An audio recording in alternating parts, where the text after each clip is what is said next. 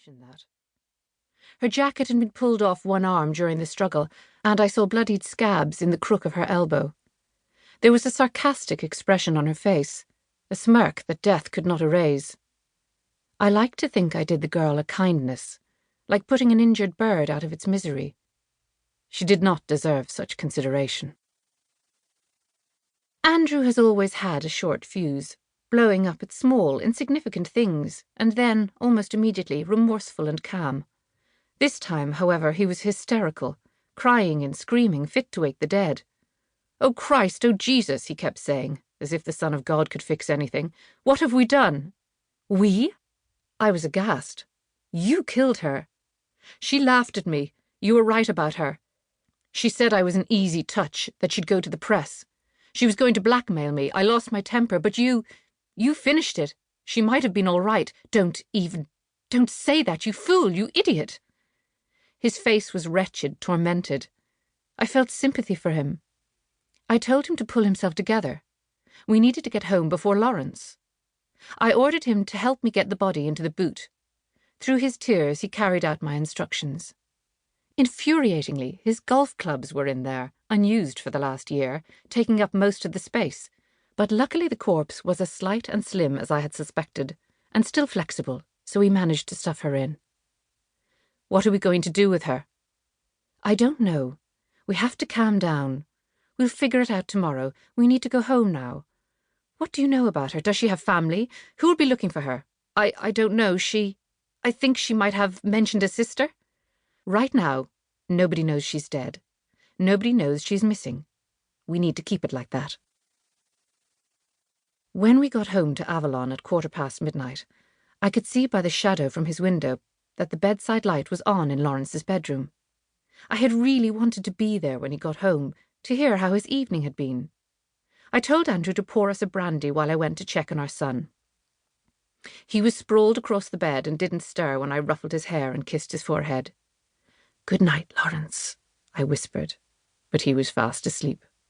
I turned out his lamp, closed his bedroom door, and went to the bathroom cabinet for a Valium before I went downstairs. I needed to be calm. Andrew was trembling all over. "Jesus, Lydia, we're in serious trouble. Maybe we should call the guards." I topped up his glass and drained the bottle into my own. He was in shock.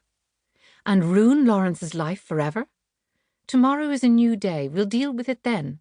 But we must remember Lawrence, whatever happens. He mustn't know anything." "Lawrence? What has it got to do with him? What about Annie? Oh God, we killed her. We murdered her. We're going to prison." I was not going to prison. Who would look after Lawrence? I stroked Andrew's arm in an effort to comfort him. "We'll figure it out tomorrow.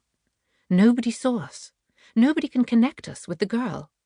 She would have been too ashamed to tell anyone what she was up to. We just have to figure out where to put her body." "You're sure nobody saw us?" "There wasn't a soul on the Strand. I walked the length of it to make sure. Go to bed, love. Things will be better tomorrow." He looked at me as if I were insane. I stared him down. "I'm not the one who strangled her." Tears poured from his cheeks. "But maybe if you hadn't hit her—" "What? She would have died more slowly? Or been permanently brain damaged? We could have said that we'd found her like that. Do you want to drive back there now and dump her, ring an ambulance from the phone box, and explain what you were doing on the Strand at 1 o'clock in the morning?" He looked into the bottom of his glass. "But what are we going to do?" "Go to bed." As we ascended the stairs, I heard the whir of the washing machine. I wondered why Lawrence had decided to do laundry on a Friday night. It was most unlike him. But it reminded me that my clothes and Andrew's really needed to be washed too. We both stripped and I set aside the pile of laundry for the morning. I washed the sand off our shoes and swept the floors we had passed over. I deposited the sand from the dustpan in the back garden, on the raised patch of lawn beyond the kitchen window. I studied the ground for a moment. I had always thought of having a flower bed planted there.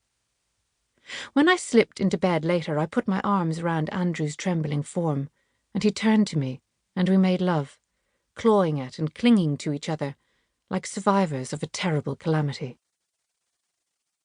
Andrew had been a very good husband until just a year previously.